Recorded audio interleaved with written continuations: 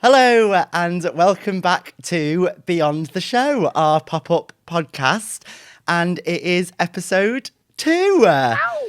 Last episode you were treated to Laura and she spoke to Amy about all things, how Amy's got to where she is today and how pop-up has got to where it is today. But this episode, they've handed over the reins to me. I'm Dan, the Creative Operations Director, and your host for this episode, the gorgeous Miss Shelley Ross. Hello. Hello, Shelley. Always full named. Always full named. Always Miss Shelley Ross. Yes, absolutely. So you're going to host the episode. I'm going to interrogate you today. Oh, no. So I'm nervous. I've never been interviewed before. I feel like this is going to be like a free therapy session. Yeah, this is your life. Right, should we get started then? Yeah, why not? Amy said no, but Dan said yes. And now we've got this jingly mess. Laura and Shelley, they won't admit. Secretly, they're loving it. It's your fave podcast, hosted by Pop-Up. I should have done a vocal warm-up. But here we are, so get ready to know what goes on beyond the show. Beyond the show. Do, do, do, do, do, do. Beyond the show. Do, do, do, do, do, do. Beyond the show. Do, do, do, do, do, do. Beyond the show. Yeah. Come on then. Right, Dan Clift, talk us through from the moment you realised you wanted to be a performer, whenever that was, up to when you got your first professional job. What was that journey like for you? God, we're going right back. We are. Straight away. Throwing it back. So I don't think I was ever one of those kids that knew they wanted to perform from the beginning. You know, like you have kids who at 3 go to like baby ballet, and that wasn't me at all. You weren't performing out the womb. I wasn't performing out the womb at all. I loved hobbies. So I did loads. I did like gymnastics. I did jiu-jitsu. Jiu-jitsu. But do you know what? Actually, now thinking back, I quit those things whenever they got too hard. So I remember gymnastics. We had to do the splits. I thought, no, this isn't for me. I don't want to come back. Jiu-jitsu I did so good at for so long, and then we had to start using them nunchucks. Oh my God. I kept hitting myself in the face, and again I thought, not for me at all. And then there used to be a kids TV show every Saturday morning called Scratchy & Co, and I loved it. And they did this segment where you could tell them what you wanted to be when you grew up, and they made it happen for a day. And I remember I really wanted to get on the show, and I didn't know what to write in to say I wanted to do. There were people that had been like doctors or firemen. I think there was a hairdresser once. And I thought, how do I get on this show? So I wrote and said I wanted to be an actor. And they made it happen. And I got through and I got on the TV show. We need footage of this. Honestly, if it ever circulates again, I'll be mortified. I'm sure my mum's probably got it on VHS somewhere in the shed. Yeah, so I did it. And that day, I just felt this buzz about it, and I thought, I want to do this again. So my mum put me in drama club, which I think back then, being a boy in high school, wasn't the most accepted thing to be doing. But I also didn't care. I loved drama club. I loved Amdram. I remember feeling sorry for everyone else who wasn't doing it. I thought they're missing out on all of this fun. So even when I got ridiculed, oh, you got drama tonight, it didn't bother me at all. I just loved it. I loved being in the spotlight. I loved being funny. I loved getting a laugh. And again, even through school, I remember we did A Midsummer Night's Dream, but it was like a modern version, and I was Puck, and I had to rap. I was in like a black suit, black glasses. And I think most kids would have been like, this is mortifying. Ick. Probably not watching that now. I'd be like, oh, Dan. But at the time, I thought, if I just take the mick out of myself, it'll be funny, I think. And I did that, and I think it was funny. I didn't get beat up after school, so it can't have been that bad. So I carried on. I went to college. And I think even back in college, I didn't take it seriously. It wasn't going to be a career. I just loved it. I didn't know what else I wanted to do. So that was just what I did. You went to like a mainstream college? I just went to my local hometown college, did a BTEC, I didn't have like all this experience of the world. I hadn't left my hometown. I hadn't really seen any West End shows. I think my mum took me to see Chitty Chitty Bang Bang when I was young. But other than that, I didn't know anything about the entertainment world. I just knew I enjoyed it. So it was never really something where I was like, this is what I'm going to do. I was just enjoying it. And then when college was coming to an end, everyone was like auditioning for these big schools in London.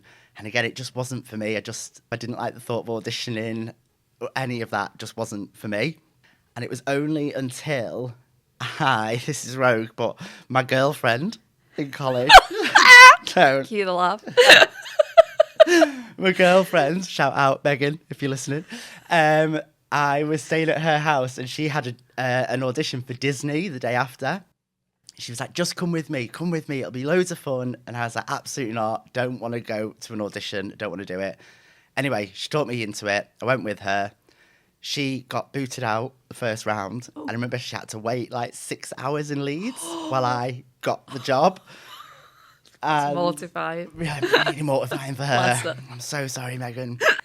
And I think, but doing that then turned it into a career, because I think had I not gone to that audition, had I not got that job, I wouldn't have gone away. I wouldn't have moved away from home. And I don't know what I'd be doing now. I'd probably still be in Tesco.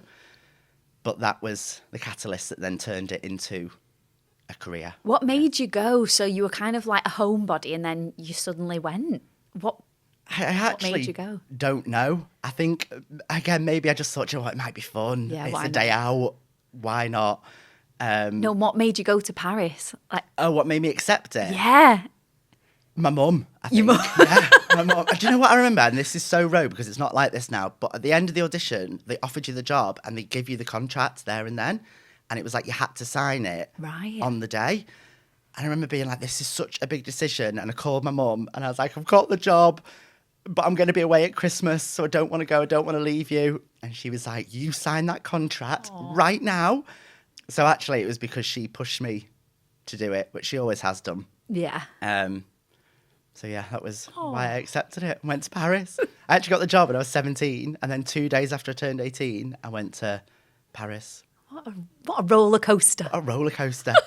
So after college, you went to Disney. Yeah. What was it about being there that made you keep pursuing this as a career? Because I was having fun. I couldn't believe that I was getting paid to do this.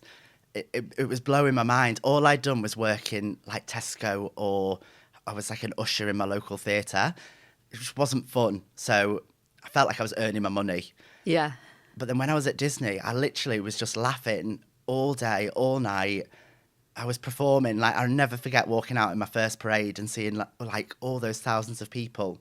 And then at the end of the month, I got a wage. And I was like, this is wild. I felt like I'd uncovered some hidden secret in the world. I was like, why isn't everyone doing this? So I think that was why then, even when that contract was over, I thought, no, that is now my goal in life, is to enjoy what I'm doing every day. Yeah, I think that's a huge thing for performers. Like when you get your first job and you realise, oh my God, I get paid for my hobby. Yeah. Like that's mind blowing. Yeah, and do you know what? Sometimes I think you can lose that mentality, especially when you've done the job for years. Yeah. That tends to wear off. And I think the minute it starts to become, I'm doing this for the money or for a job, that's when you need to take a step back. Because, it was so wild. I was 18.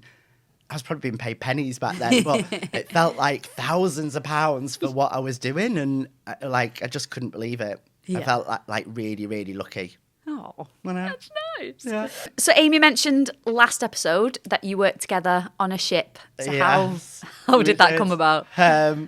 So after Disney, I went and worked at Pontins, which Great. I loved. Really, really loved it. I was there for like 3 or 4 years. And then after that, I got my first cruise job. I'd never been on a cruise. I didn't know anything about them. But the minute I got on, I just fell in love with cruise life.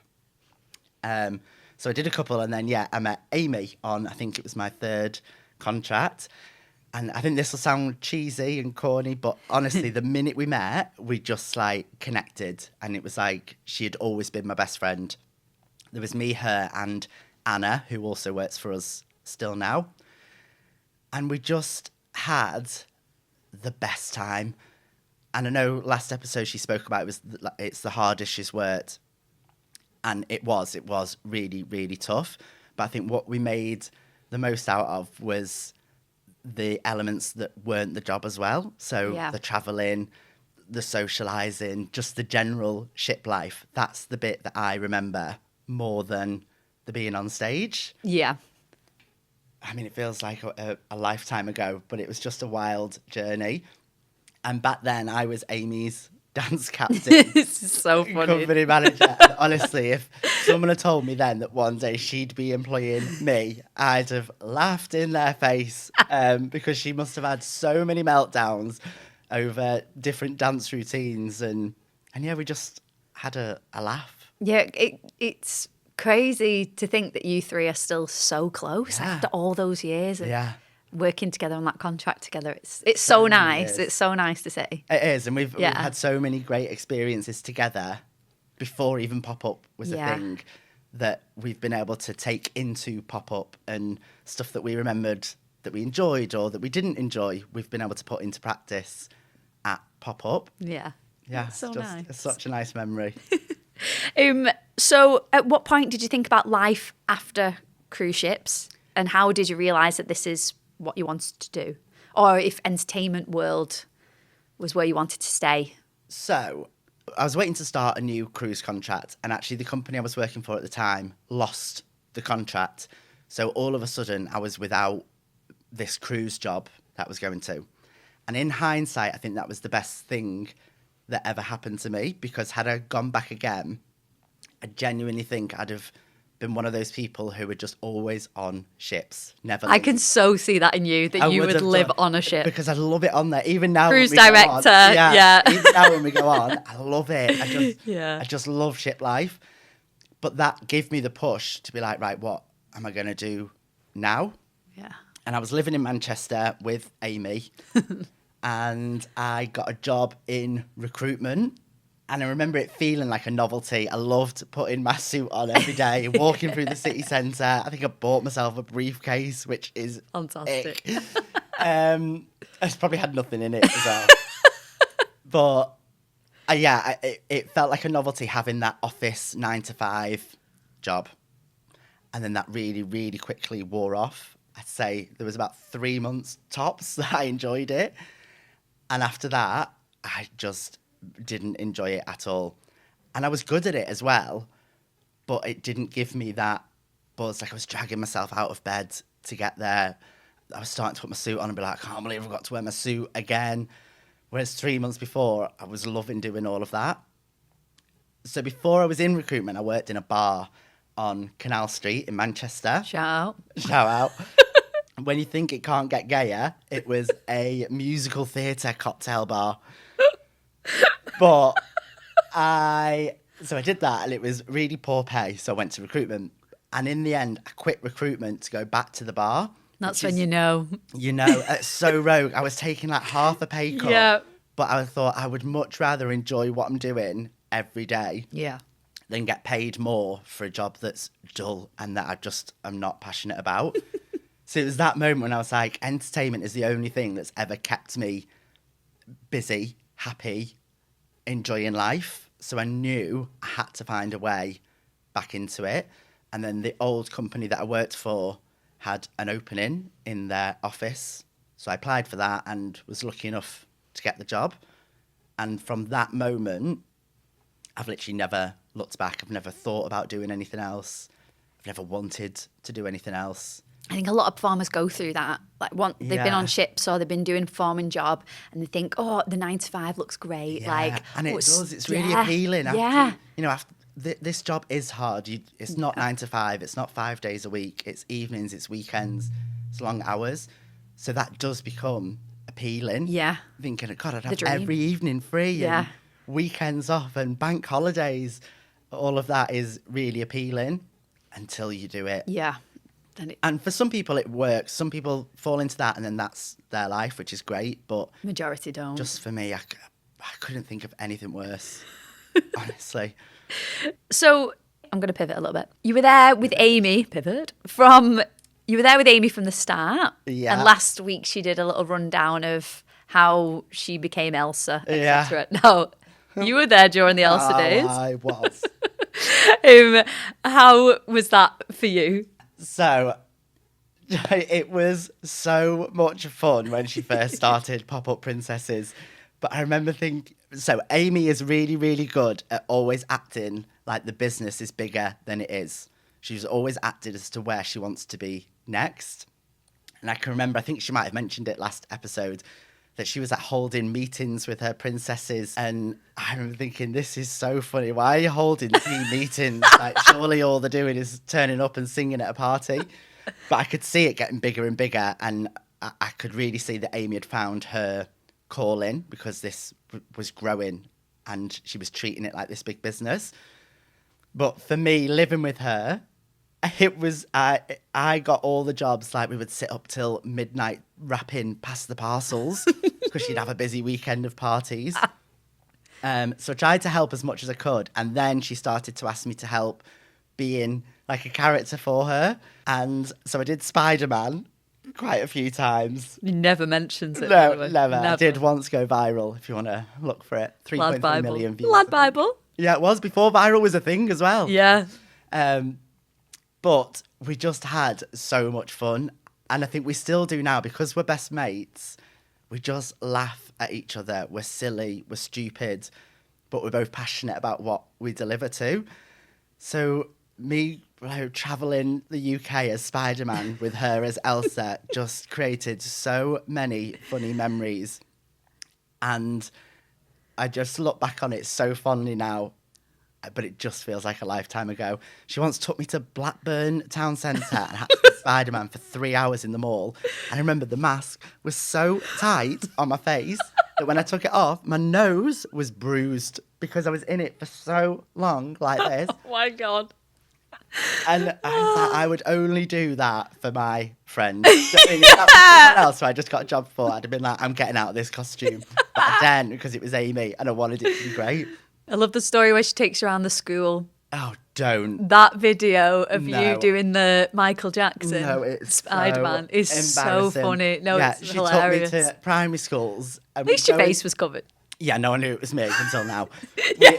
So we'd go into these classrooms with like 30 kids, and the classrooms would be tiny, and I couldn't see a thing because I was in the mask. And she wouldn't tell me she was going to do it, but sometimes she'd just be like, boys and girls, Spider-Man is going to treat you to a dance. And they'd all be like, yay. And I'd be looking at her like, are you joking?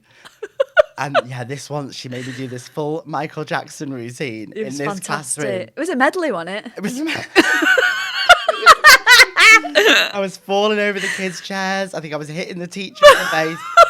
And all I could see through my mesh mask was her in the corner howling, crying with laughter. And yeah, there's so many things like that. And even now to this day, obviously Pop-Up's got really big now. We've got some really big key contracts, but we still find ourselves, if we're at home having a wine, we always go back to those days, and they're still just as funny for us now as they were back then, if not funnier, because of what we do now. So yeah, it was a really good journey going on it with Amy, and I'm really glad that I was there to be able to see it progress. Yeah, from the start. You can say I was there from day one. From the start. Yeah. And the minute it got into events and productions, I was like, I will work for you one day. Yeah. And here I am now. You are. So speaking of here you are, you are now the Creative Operations Director. I am. At Pop-Up Global. Although Amy doesn't know my title. No, she did your title wrong last week, didn't she? Explain what your role is within the business with your fancy title. My fancy title. So, Creative Operations Director. I get to now, so from the minute we are awarded a contract, it then becomes mine. So I take it then from that point all the way through to delivery till the end of the event, till it's finished. So there's a lot that goes into that. So the creative side is obviously creating the content, working with our creatives, and yeah, bringing the concept, I guess, from page to stage. Oh, cute.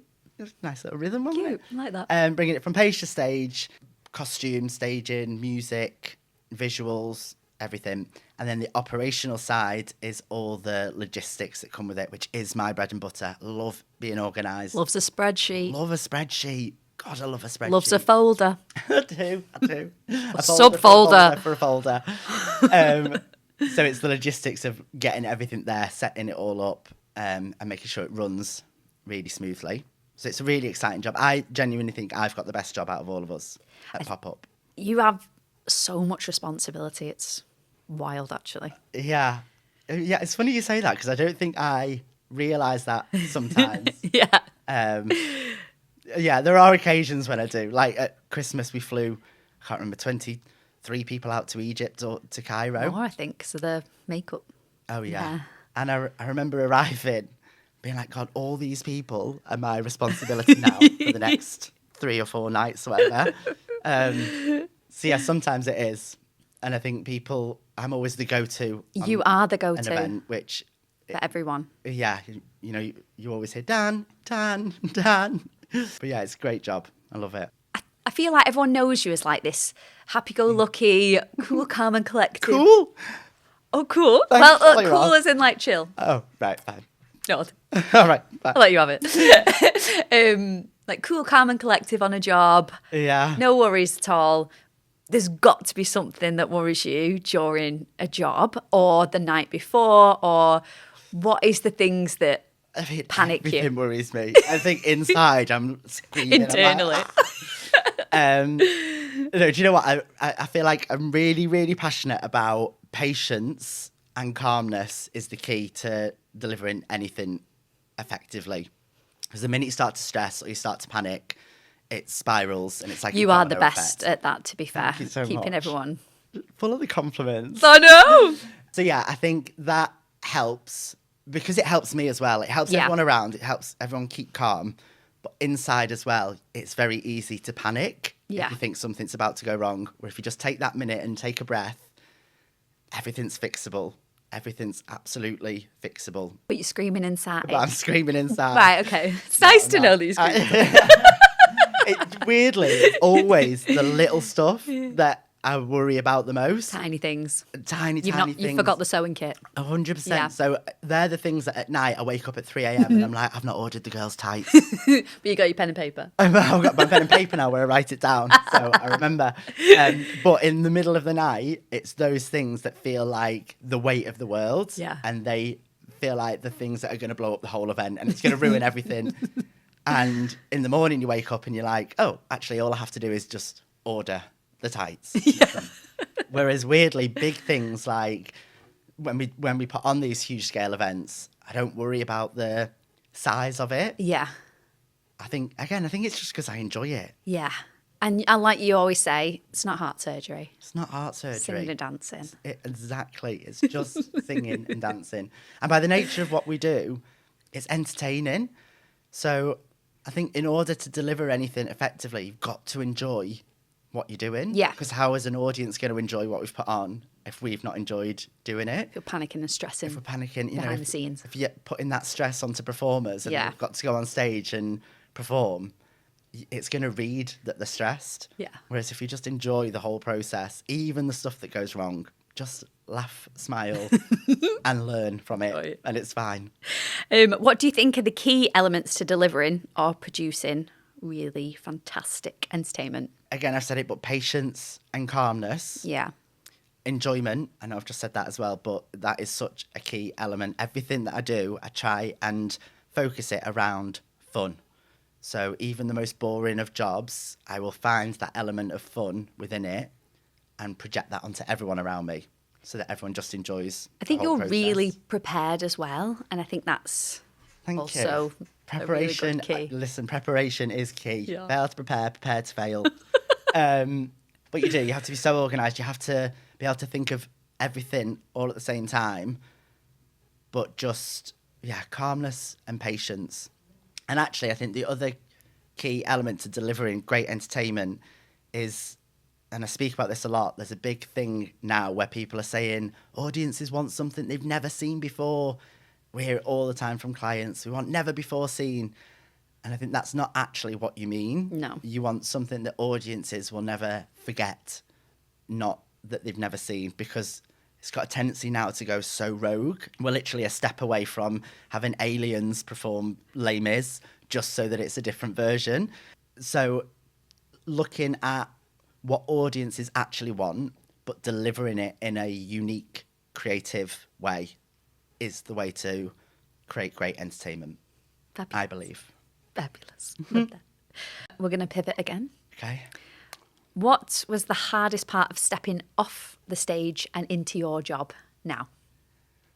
The hardest part. I mean, you transitioned quite quick. Yeah, do you know what? There actually wasn't one. Yes. There's not one element of me that misses performing, for one. You have to not. You have to not want to do it Yes. anymore. You really I do. don't watch any of our shows and think, God, I'd love to do that. I think the opposite. I think, God, how are they doing that? I much, much prefer being on this side of things. And I felt that the minute I stepped into my role. So there wasn't any part of it that was hard to give up. Actually, not having an applause after you do something. You perform on stage and people applaud, and I remember doing my job and I'd be like, look at this I've done, and everyone would be like, oh great, where's my applause? Oh, we should start clapping now for you. That would be a great thing. Yeah. Great hype moment. Add it into the meeting. What advice would you give a performer wanting to get into the creative side of things, or like the behind the scenes kind of Yeah. thing? Advice. My biggest piece of advice would be to ask questions. When I was performing, I wanted to know everything. I wanted to know how the sound was done.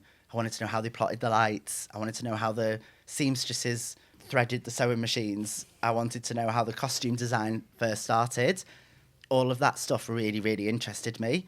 So whoever, and I still do it now, whoever we work with, I try and learn something from them. I ask them a question about their job or how you do something. And I think having that knowledge has then also made it easier to transition into leading these creative people. Yeah. Because it's not that I know their job. I don't know their job. They're experts at their job.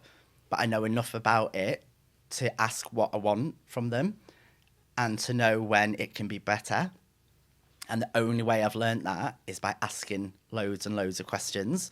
So I would say to any performer who wants to become a creative is to always look at the bigger picture of the show.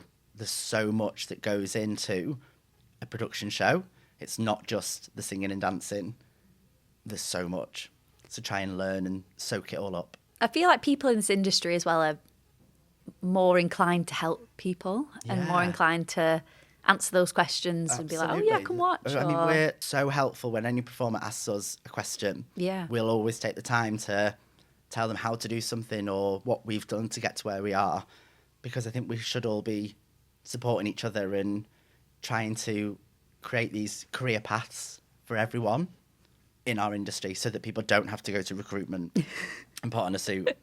Yeah, there's so much room for people. There is. Yeah. And I just don't think people know No, how much there is out there. no. So You wouldn't do know the that every research. show needs a lighting director. Every show There was needs... so much I didn't know when it first started. Yeah. I didn't know anything that went into it.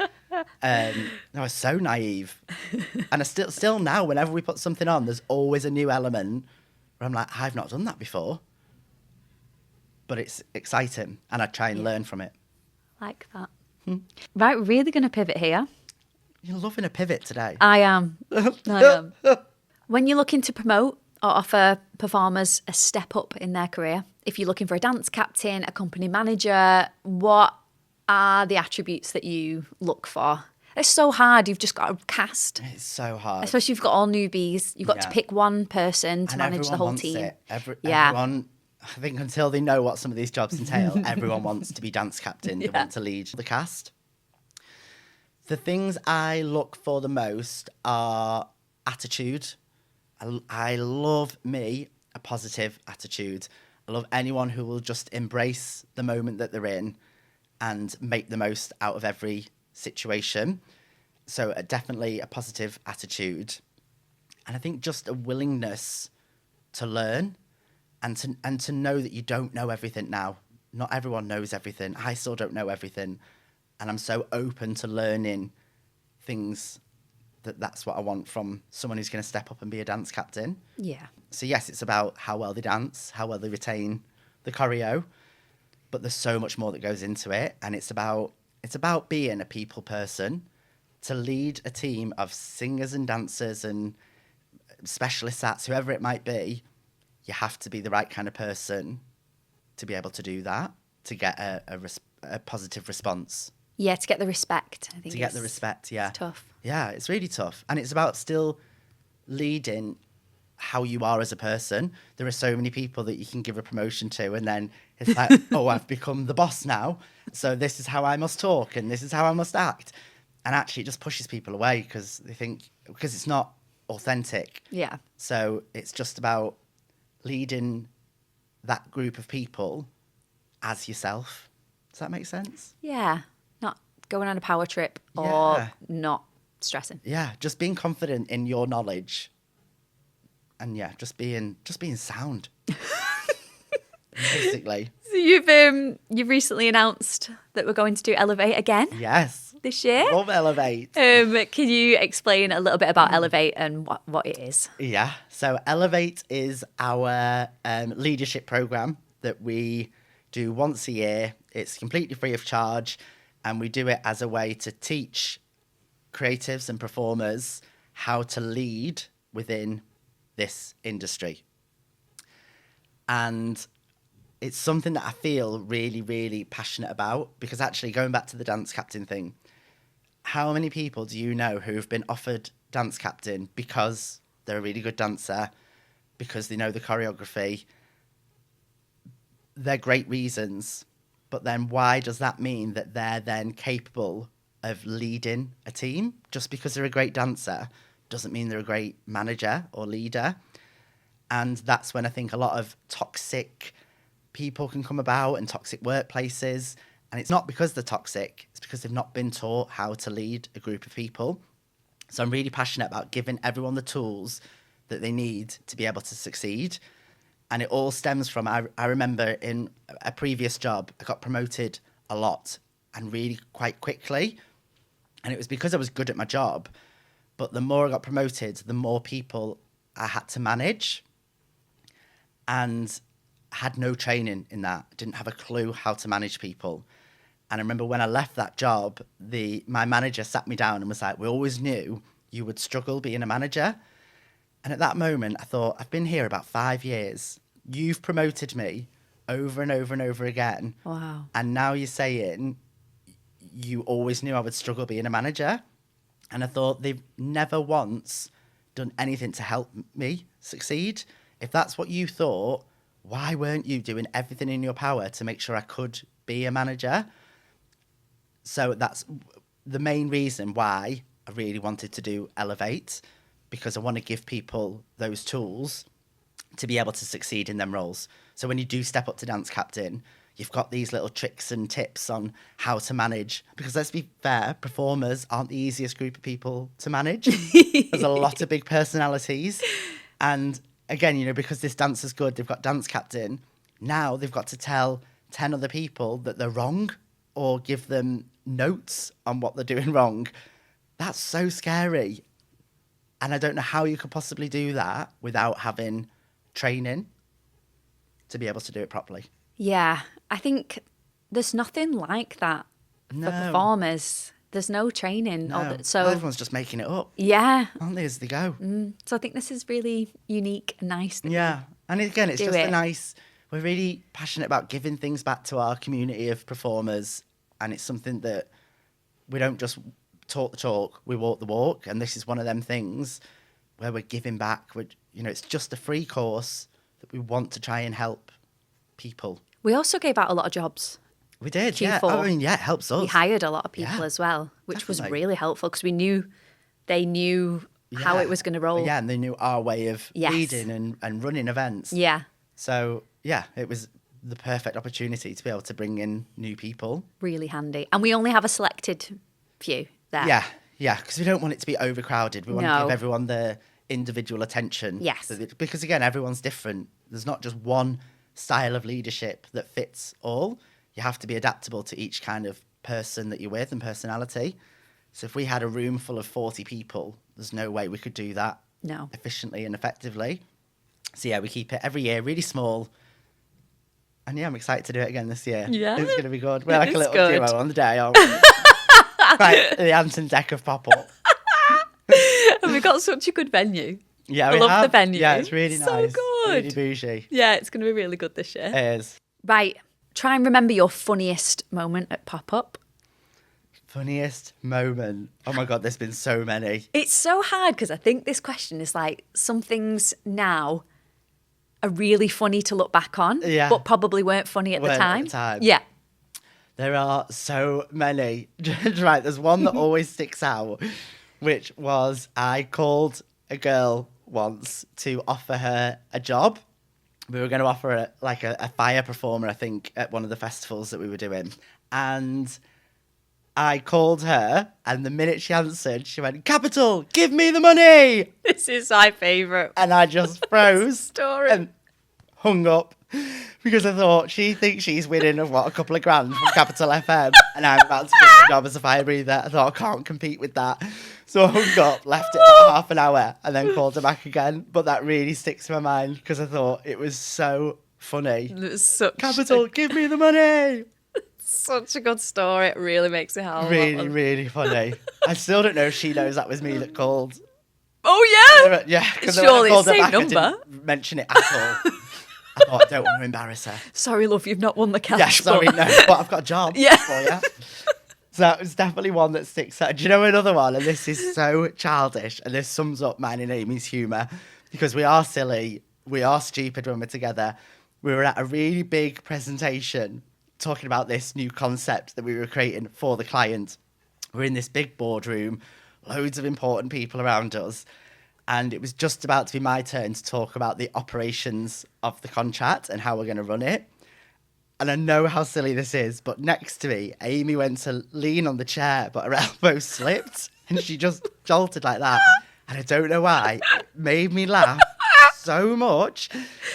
But then, you know, like when you were in school and you couldn't laugh because the teacher was looking at you, it starts to make you feel sick. Wheezing. Right, yeah, you wheeze and you're like... I had that moment, but I had to speak about the contract and the operations of it. And I sounded like I was crying. I sounded like I was so passionate about what I was talking about because I was trying to hold in this laughter. No. But I remember leaving it, and that's something that I hope never leaves us, that kind of silly humour where it didn't affect the contract or what we delivered. Yeah. But it was one of them moments where we're like, we're in this huge boardroom, this really important meeting, but your elbow slipping off the chair can still floor me. And yeah, that always sticks with me as well. Oh, I love that. There's loads.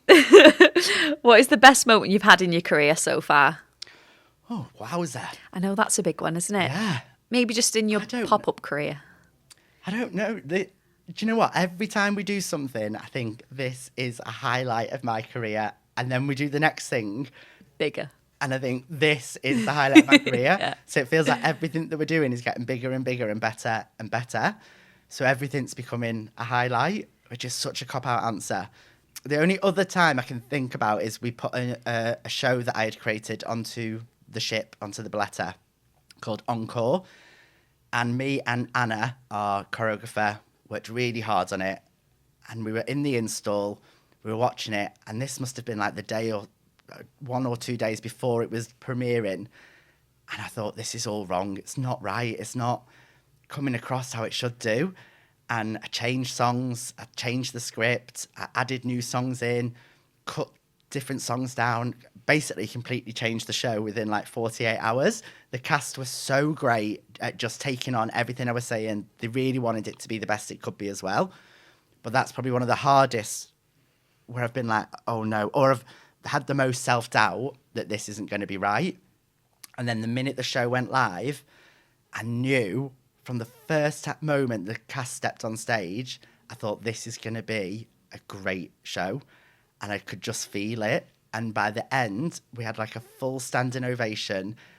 Me and Anna were sobbing because we'd worked so hard on it. And I was so worried it wasn't going to go down well that it did. And that was a really, really great feeling for me. I remember that. I remember thinking, I've made this show and all these people have stood up. So, Dan Clift, what's next for Pop-Up? Can it get any bigger? Can it get any bigger? It can, and it Sure is. can. I'm so excited about the future for Pop-Up. We've really, really cemented our place in the industry now. We've always had the mission of being the company that performers want to work for and clients want to work with. And now more than ever, I feel like we're really, really there. And we've got bigger and bigger every year. And I genuinely think 2025 is going to be a wild ride for us. I don't think we even know what's in store for us. No. I'm excited for what opportunities are coming up. Obviously, the stuff that we know about that's coming up this year. Yes, which is already really exciting. Really, really exciting. And new and different. New. And like every time we do something, it's something new. And I'm like, what is going on? crazy. But I'm just excited for us to continue delivering stuff all over the world and doing it with my best mates. Yeah. Like, I just hope we always have fun. Yeah, we do. We do. We will. We will. Yeah, for sure. Thank you so much for listening to episode 2 of Beyond the Show. We are really excited to continue our podcast journey with you all. We're excited to share more and more insights on Pop-Up, on who we are, and on the entertainment industry as well. So we hope you continue to come along on this wild ride with us. And thank you, Shelley. Thank you so much, Dan Nailed the Clift. first hosting episode. Woo! Well done. Bye. Bye. Oh, no. Oh my God. God.